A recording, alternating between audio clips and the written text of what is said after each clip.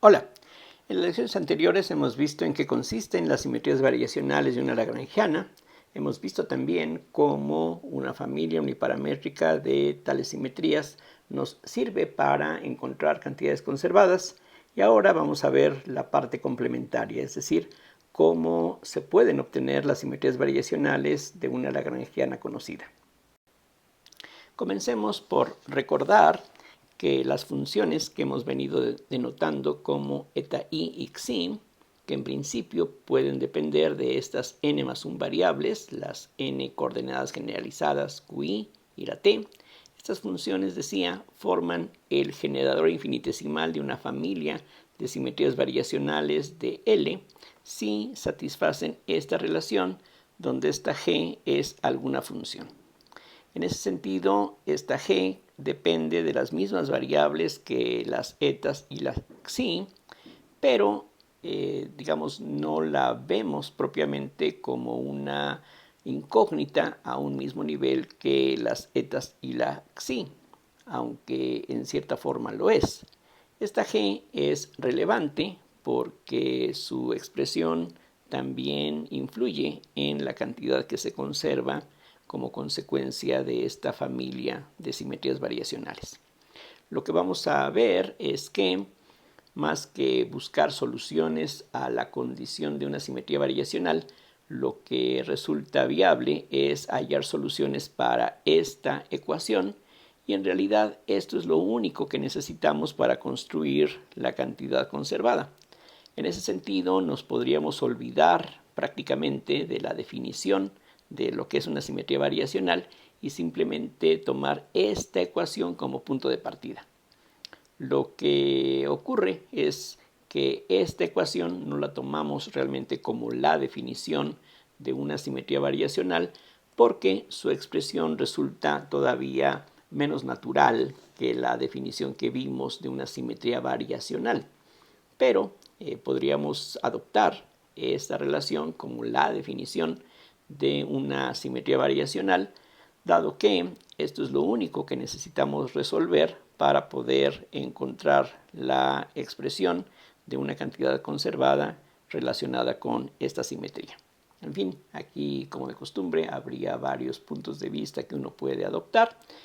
Aquí lo que hemos hecho es definir primero las simetrías variacionales en términos de transformaciones de las coordenadas y de t, pero esa definición nos ha llevado a esta condición que, como hemos visto, está directamente relacionada con la existencia de esta cantidad conservada.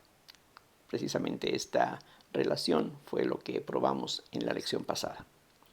Ahora, desde el punto de vista matemático, y esto es una ecuación de las matemáticas, aquí lo que tenemos es que para una L dada podemos ver esto como una sola ecuación. Vean que esto no es una ecuación vectorial o matricial, sino que aquí estamos igualando una función de estas variables con otra función que depende de esas variables, pero como aquí aparecen derivadas totales con respecto a t, finalmente ambos lados de la ecuación dependen de las q's, de las q puntos y de t.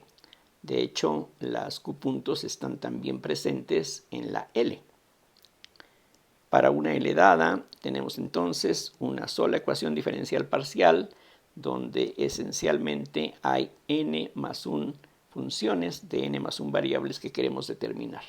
Aunque, como decía, esta g también es parte de lo que necesitamos conocer para hallar las cantidades conservadas o para saber si esta relación se satisface. En lugar de tratar de hablar en forma abstracta de un método general, vamos a utilizar justamente el mismo ejemplo que hemos venido utilizando en las lecciones anteriores para demostrar cómo uno puede, en algunos casos fácilmente, hallar todas las simetrías variacionales que una lagrangiana determinada puede tener. Tomamos esta lagrangiana y la sustituimos en la ecuación que ya determinamos en la lección pasada, recordando que en este caso hay una sola coordenada generalizada y por lo tanto hay una sola función eta. Entonces lo que andamos buscando es que una vez que sustituimos esta L en estos lugares, se obtiene esta ecuación y lo que queremos es hallar funciones eta, xi y g que satisfagan esta relación de una manera idéntica para toda q, q punto y t. Recuerden que la condición de la simetría, la definición de simetría, es algo que se da en forma independiente de las ecuaciones de movimiento. Es decir, aquí en estas expresiones, por ejemplo, las variables q, q punto y t son tratadas como algo independiente, a pesar de que, por ejemplo, cuando desarrollamos esta derivada total, lo que queremos decir es la parcial de eta con respecto a t, que toma en cuenta la dependencia explícita de eta con respecto a t, más q punto por la parcial de eta con respecto a q, que toma en cuenta la dependencia implícita que tendría la eta en la t a través de la q. Más bien hay que pensar que este símbolo, como este y este, es una abreviatura para estas combinaciones, pero en este momento seguimos tratando a las variables q, q punto y t como independientes entre sí. De hecho, en estas derivadas parciales lo que queremos decir, digamos aquí, que estamos derivando con respecto a t, manteniendo q y q punto constantes. Aquí estamos derivando con respecto a q, con q punto y t constantes, etc. Lo que interesa es hallar todas las soluciones posibles de esta ecuación, en donde justamente lo que queremos determinar son las funciones eta, xi y g, que dependen de las variables q y t, y queremos que al sustituir esas funciones tengamos una igualdad que se satisfaga idénticamente para todos los valores de q, q punto y t, que como decía, seguimos aquí tratando como variables independientes entre sí.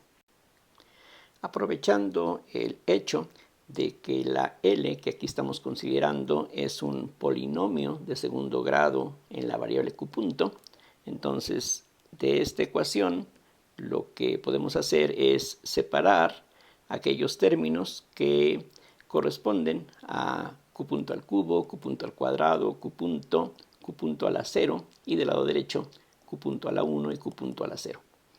Es decir, aquí lo que podemos hacer es escribir en forma explícita ambos lados de la ecuación que queremos resolver como polinomios en la variable q punto que tienen coeficientes que dependen solamente de q y de t. Noten, esto solamente puede depender de q y de t, esto depende nada más de q y de t, esto depende solamente de q y de t, etc. Entonces, para que esta igualdad efectivamente se satisfaga idénticamente para todos los valores de q, q punto y t, en particular eso implica, o eso equivale, a que término a término, en ambos lados de la igualdad, tengamos las mismas expresiones. Del lado derecho, por ejemplo, no hay q punto al cubo, así es de que este coeficiente tiene que ser 0. Quitando el factor menos m sobre 2, obtenemos entonces esta condición. Y esta condición lo que significa, equivale pues a que la xi sea una función exclusivamente de t. Recordemos que la xi puede depender de q y de t, pero esto nos dice que no depende de q, así es de que solamente le queda depender de t cuando mucho. En forma similar, este coeficiente de q punto al cuadrado tiene que ser 0, porque del lado derecho el coeficiente de q punto al cuadrado es 0. Y como ya tenemos una cierta información acerca de la xi, entonces esto nos dice, una vez que cancelamos el factor m, que la parcial de eta con respecto a q tiene que ser igual a 1/2 de la derivada de a con respecto a t. Y esta condición se puede integrar parcialmente. De hecho, la solución general de esta condición es esta, tal como se puede verificar fácilmente. Al derivar con respecto a q, aquí nos queda 1/2 de dA en dt, como aquí se necesita, y este término, que depende nada más de t, desaparece en esta derivada parcial. Y ahora tenemos en total dos funciones de t solamente que hay que determinar. De manera similar, lo que tiene que ocurrir es que este coeficiente de q punto debe de coincidir con el coeficiente de q punto que tenemos del lado derecho. Eso quiere decir que la parcial de g con respecto a q, que aquí está, tiene que ser igual a la expresión que se encuentra aquí dentro del paréntesis, pero como ya tenemos ciertas expresiones para la xi y para la eta, sustituyéndolas aquí, llegamos a esta condición. Finalmente, si nos fijamos en el término que no contiene a q punto del lado izquierdo de la igualdad, este tiene que coincidir con el término que no depende de q punto del lado derecho. Y eso entonces nos dice que la parcial de g con respecto a t tiene que ser igual a todo lo que aparece aquí a la izquierda de la igualdad. Y de nuevo, sustituyendo lo que ya conocemos acerca de la eta y de la xi, nos lleva a la condición que aquí podemos ver. Simplificando tanto como se puede, llegamos entonces a esta expresión. Y ahora lo que vamos a hacer, y este sería el truco estándar, es exigir que las parciales cruzadas de esta g sean iguales entre sí. Entonces derivamos esta parcial con respecto a t, y eso pedimos que sea lo mismo que la derivada de esta parcial con respecto a q. Esta condición entonces, derivando, nos lleva a esta ecuación. Y ahora lo que podemos ver es que esto depende nada más de t, esto depende nada más de t, los demás factores son constantes, pero aquí hay una dependencia en q. Y la única forma en que esta igualdad se satisfaga para toda t y toda q es que los términos que dependen de q de un lado de la igualdad coincidan con los términos que dependen de q del lado derecho, los cuales son 0. Así es de que de aquí deducimos que la derivada tercera de a con respecto a t es 0, y eso entonces implica que la a tiene que ser, cuando mucho, un polinomio de grado 2 en la variable t. Una vez que sabemos que este término tiene que desaparecer, llegamos aquí a otra condición, y entonces tenemos que la derivada segunda de b con respecto a t, una vez que cancelamos el factor m, tiene que ser menos 3 medios de g por la primera derivada de la a, que aquí se puede calcular, y eso nos lleva a este polinomio en t, que se puede también integrar fácilmente, la ecuación que queda, por supuesto, y eso entonces nos dice que la b tiene que ser algo como esto, y en esta doble integración que tenemos que hacer van a aparecer dos constantes de integración nuevas. Entonces en total tenemos 3 constantes, debido a que aquí teníamos una ecuación de tercer orden, y de aquí, al resolver esta ecuación de segundo orden, aparecen 2 constantes más. De tal manera que en total tenemos 5 constantes arbitrarias que en principio son independientes entre sí. Por lo tanto, la xi, que es lo mismo que la función a, es este polinomio, y la eta se puede ya escribir en forma explícita, simplemente reuniendo los resultados que aquí hemos obtenido. Ya con la b así determinada, podemos regresar a la expresión que teníamos para la eta, que es esto. Entonces, juntando todos esos resultados, ustedes pueden ver fácilmente que eta tiene que ser algo de esta forma. La función g, que también es parte de lo que tenemos que determinar, está entonces dada hasta un término constante por sus derivadas parciales, que aquí simplemente están calculadas, y ya automáticamente las parciales cruzadas tienen que ser iguales, es decir, si aquí regresamos de nuevo a calcular las parciales cruzadas, no vamos a obtener ninguna condición adicional. Ya hemos visto que una vez que conocemos la eta, la xi y la g, eso entonces nos permite encontrar las cantidades conservadas asociadas con esa simetría. En este caso, utilizando el lenguaje de la teoría de grupos, lo que diríamos es que las simetrías de la lagrangiana que aquí estamos considerando es un grupo de dimensión 5, ya que tenemos 5 constantes arbitrarias, y lo que conviene hacer para facilitar el análisis del resultado es ir considerando en forma independiente cada una de las transformaciones que se obtienen, haciendo diferente de 0 cada una de las 5 constantes que aquí han aparecido. Aquí simplemente recalco que en este ejemplo aparecieron 5 constantes, pero no hay nada que nos diga exactamente qué tantas constantes pueden aparecer en un problema determinado, sino que en principio uno lo tiene que determinar al resolver la ecuación. Aquí simplemente recalco que lo que hemos hecho es resolver la ecuación diferencial parcial que teníamos dada en un inicio, y sin tener que conocer mucho acerca de ecuaciones diferenciales parciales, lo que podemos concluir es que hemos resuelto en forma general, hemos hallado la solución más general de esta ecuación, a pesar de que esta ecuación tenía tres incógnitas, la eta, la xi y la g. Todo eso ya está determinado y todo eso ha quedado expresado en términos de 5 constantes nada más. Es curioso que aquí, a pesar de que tenemos una ecuación diferencial parcial, como ya hemos visto, eso nos lleva a un conjunto de ecuaciones ordinarias y no es raro que al resolver esas ecuaciones ordinarias aparezcan constantes de integración y por ello es que aquí la solución general ha quedado en términos de algunas constantes y en este caso el número total de constantes que tenemos a nuestra disposición es 5 y ahora, como decía, vamos a ir analizando cada una de estas ramas que aquí hemos encontrado. Primero vamos a tratar el caso en el que C3 vale 1 y las demás Cs son iguales a 0.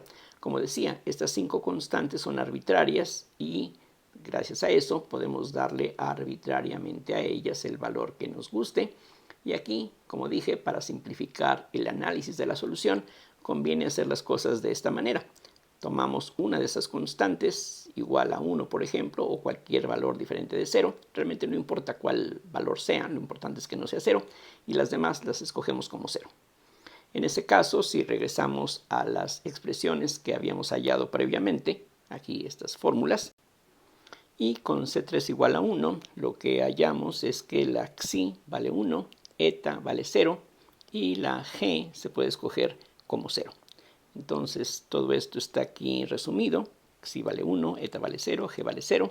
La cantidad conservada asociada con esta familia de simetrías sería lo que aquí está expresado. Vean, si la eta vale 0, no tendríamos la parcial de L con respecto a Q punto. La xi vale 1, entonces tenemos menos 1 por la integral de Jacobi, que corresponde precisamente a la energía total. Y eso es justamente lo que ya habíamos visto previamente, que con esta familia de simetrías uno recupera la conservación de la energía que está asociada con la independencia de la lagrangiana con respecto al tiempo. Ahora, lo que hemos determinado por este procedimiento son solamente los generadores de la simetría, pero no la transformación que llevaría de Q y T a Q' y T'. Eso, si nos interesara, se puede determinar recordando la definición de la eta y de la xi. Por ejemplo, eta es la parcial de Q' con respecto a S en S igual a 0. Como la eta vale 0, entonces esta derivada vale 0. Similarmente, la xi se definió como la derivada de T' con respecto a S en S igual a 0, y eso en este caso debe de ser igual a 1. Lo que necesitamos es resolver estas ecuaciones, pero como ustedes se pueden dar cuenta muy fácilmente, debido a que lo único que tenemos aquí son las derivadas en un punto, hay una infinidad de soluciones para estas ecuaciones. Por ejemplo, podemos escoger que la Q' sea Q y entonces no hay dependencia en S. Esta condición se satisface trivialmente. Y esta otra se puede satisfacer si escogemos, por ejemplo, que T' sea T más S. De esa manera, al derivar el lado derecho con respecto a S, el resultado es 1. Entonces, esas expresiones efectivamente satisfacen estas condiciones. Y lo que tenemos aquí es un grupo de traslaciones en el tiempo. Vean que la Q queda invariante y esto simplemente representa recorrer la variable t hacia la derecha o hacia la izquierda por s unidades. Y uno puede ver fácilmente de la definición de un grupo que estas transformaciones forman un grupo. De hecho, es un grupo que esencialmente corresponde a la recta real o al grupo aditivo de los reales, si queremos ser un poquito más técnicos. Otro ejemplo muy similar se consigue escogiendo ahora que la C5 sea 1 con las demás Cs iguales a 0. En este caso, otra vez, regresando a las expresiones que teníamos dadas arriba, resulta que la xi ahora vale 0, la eta vale 1 y la g, resolviendo las ecuaciones que teníamos allí dadas arriba, se puede tomar como menos mgt. En este caso, la cantidad conservada asociada es esto que aquí aparece, que tiene unidades de momento lineal. Y de nuevo, esto sería realmente lo que en muchos casos nos interesaría primordialmente. Es decir, estamos identificando una simetría y la cantidad que se conserva como consecuencia de esa simetría. El único detalle es que aquí con esta información no vemos la familia de transformaciones que está detrás. Entonces, en este caso, de nuevo recordando la definición de las funciones xi y eta, nuevamente la eta es la parcial de q' con respecto a s en s igual a 0, y aquí resulta igual a 1, mientras que la xi es la derivada de t' con respecto a s en s igual a 0, y en este caso eso tiene que ser 0. Nuevamente, estas condiciones se pueden satisfacer de una infinidad de maneras, pero una forma sencilla y conveniente de satisfacerlas es elegir que Q' sea Q más S, vean que eso efectivamente satisface esta relación, y que T' sea igual a T. Lo que aquí obtenemos es algo similar a lo que teníamos en el caso anterior, ahora son traslaciones en el espacio. La t se mantiene invariante, mientras que estamos haciendo una traslación por s unidades. Aquí la s tendría unidades de longitud. Y claramente la composición de dos traslaciones es otra traslación. Y de nuevo tenemos un grupo que es esencialmente el grupo aditivo de los reales. Un ejemplo un poquito más interesante, que ya también habíamos tratado antes, se consigue haciendo C4 igual a 0. Vean que no estoy siguiendo un orden que sonara más natural con respecto a cuál tomo diferente de 0. Aquí habíamos comenzado en el primer caso con C3 igual a 1, después con C5 igual a 1, ahora nos vamos con C4 igual a 1, pero la razón de ordenarlas así tiene que ver con la complejidad de las expresiones que vamos a ir obteniendo en cada caso. Entonces, si escogemos C4 igual a 1 y las otras C iguales a 0, ahora nuevamente sustituyendo en las expresiones generales que obtuvimos para la solución, nos queda que la xi vale 0, la eta vale t, y la g, resolviendo las ecuaciones de las parciales de la g, nos lleva a esta expresión, salvo una constante que no tiene caso conservar. Y con eso la cantidad conservada está dada por esta expresión que ya habíamos visto en la lección pasada. Nuevamente, esto es lo que resultaría frecuentemente suficiente. Lo que tendríamos de un punto de vista práctico es que con esta simetría tenemos esta cantidad conservada y viceversa, si estamos utilizando esta lagrangiana, pero por interés geométrico o de algún otro tipo, podemos ver estos generadores qué cosa generan. Y entonces de nuevo lo que hacemos es recurrir a las definiciones de estas funciones.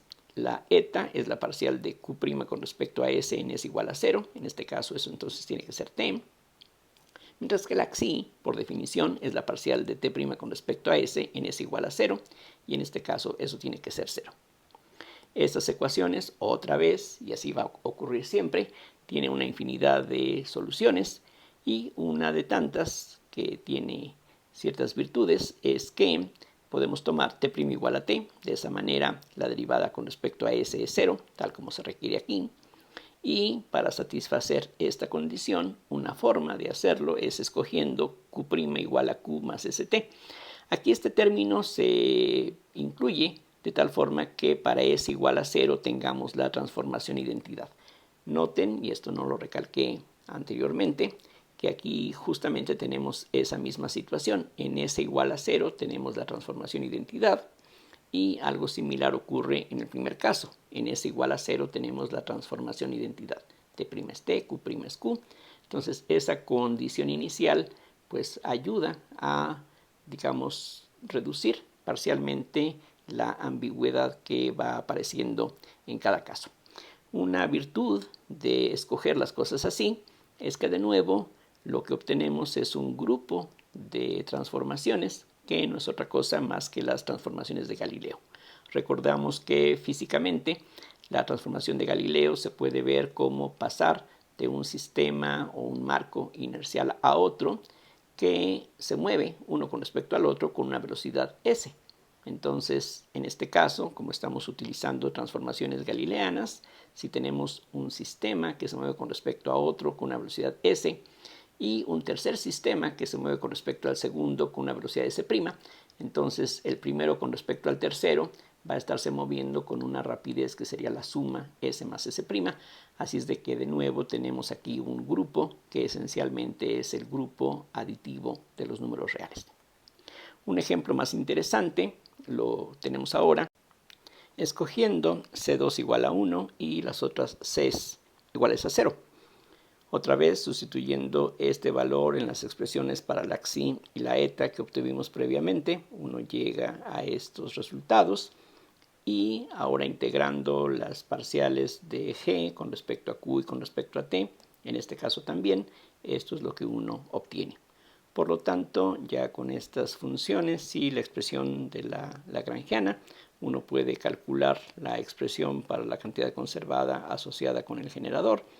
Y el resultado es esto, que una vez que uno simplifica términos semejantes, se reduce a esta expresión, que de nuevo no es algo transparente, algo que resulte familiar, pero uno puede verificar que efectivamente esta cantidad se conserva como consecuencia de las ecuaciones de movimiento. Otra vez puede resultar interesante determinar cuál es la familia de transformaciones que son generadas por este generador, justamente. Así es de que otra vez recurrimos a la definición de las funciones eta y xi, recordando que la xi es la parcial de t' con respecto a s en s igual a 0, en este caso eso es t, pero la t y la t' deben de coincidir en s igual a 0, así es de que esta igualdad es válida. Similarmente, la eta es la parcial de q' con respecto a s en s igual a 0, y eso sería esto que aparece aquí, pero esto también debe de coincidir con la misma expresión en términos de las variables primadas, evaluado todo en s igual a 0, porque en s igual a 0 la q' queremos que sea q y la t' queremos que sea t. Eso fue parte de lo que impusimos para llegar a la ecuación que hemos resuelto. Entonces, lo que podemos hacer ahora es algo que no está implícito en las ecuaciones, sino que de una manera extra podemos imponer la condición de que esta ecuación y esta ecuación sean válidas no solamente en s igual a 0, sino que sean válidas para toda s, o por lo menos para toda s en alguna vecindad de 0. Y eso entonces nos lleva a ecuaciones diferenciales que se pueden resolver algunas veces con facilidad, como es este caso.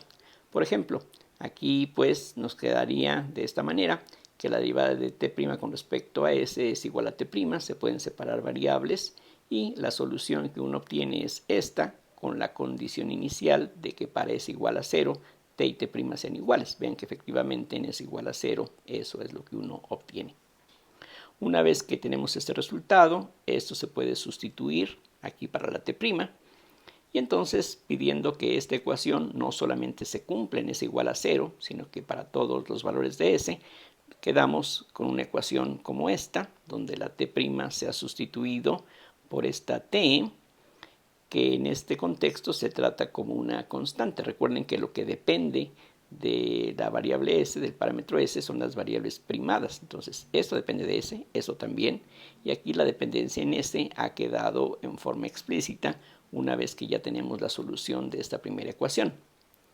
Desde el punto de vista de las ecuaciones diferenciales, esta es una ecuación muy sencilla, es una ecuación lineal inhomogénea, que, como sabemos muy bien, se puede resolver tratando de escribir los términos que contienen a q' en términos de una derivada de un producto. De hecho, si pasamos este término a la izquierda, uno puede comprobar fácilmente que esos dos términos se pueden expresar de esta forma, y esta ecuación entonces se puede reescribir así, y ahora esto se puede integrar directamente, obteniendo esta como la solución general. De nuevo, la constante se consigue sabiendo que para s igual a 0, q y q' deben de coincidir. Entonces esta constante, es decir, lo que no depende de s, tiene que ser esto justamente para que en s igual a 0 estos dos términos se cancelen y nos quede que Q' es igual a Q, ya que en S igual a 0 este factor vale 1. Por lo tanto, finalmente nos queda que Q' es esta expresión que ya habíamos utilizado previamente, pero en el tratamiento anterior no habíamos visto cómo es que uno podía obtener una expresión tan extraña. Vean ustedes aquí la combinación de potencias de E, que pues a primera vista uno no se le ocurriría cómo proponer.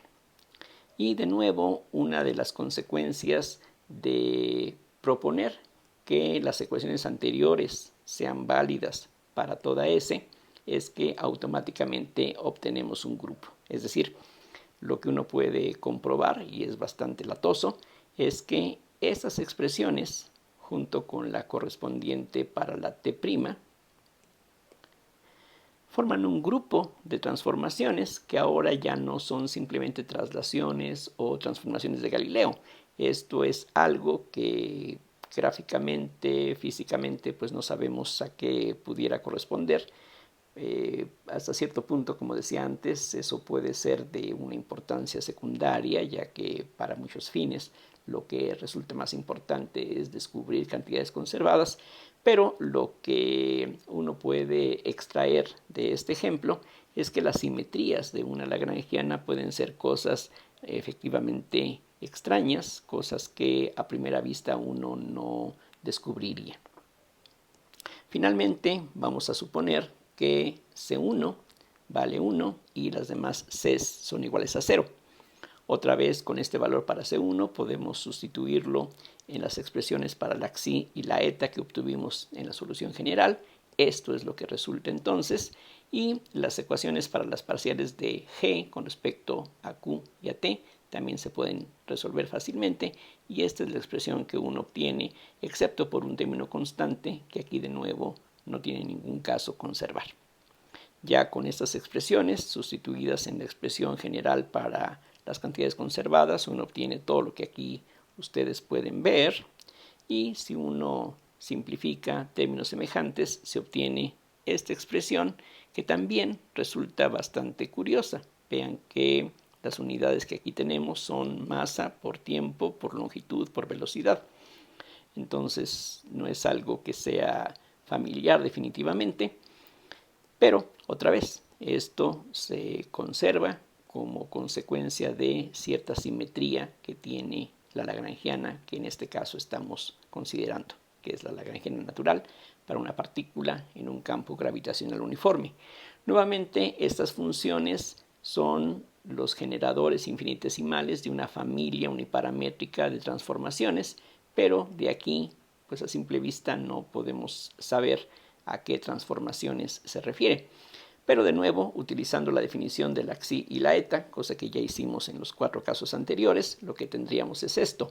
La parcial de t' con respecto a s en s igual a 0, que es la xi, tiene que ser t cuadrada, pero t cuadrada es lo mismo que t' al cuadrado en s igual a 0.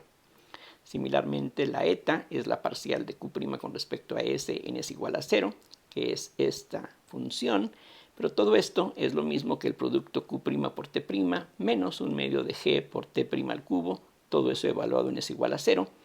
Y ahora otra vez lo que podemos hacer es exigir que esta igualdad y esta sean válidas no solamente en s igual a 0, sino para toda s, lo cual hace que el problema entonces ya no sea algo indeterminado. Al pedir que esta igualdad solamente sea cierta en s igual a 0, hay una infinidad de soluciones, pero al pedir que esto sea cierto para toda s, hay una sola solución que tiene la condición inicial de que la transformación sea la identidad. Efectivamente, si uno pide que estas dos expresiones sean ciertas para toda s, tenemos esta ecuación que es muy fácil de resolver, inclusive a simple vista.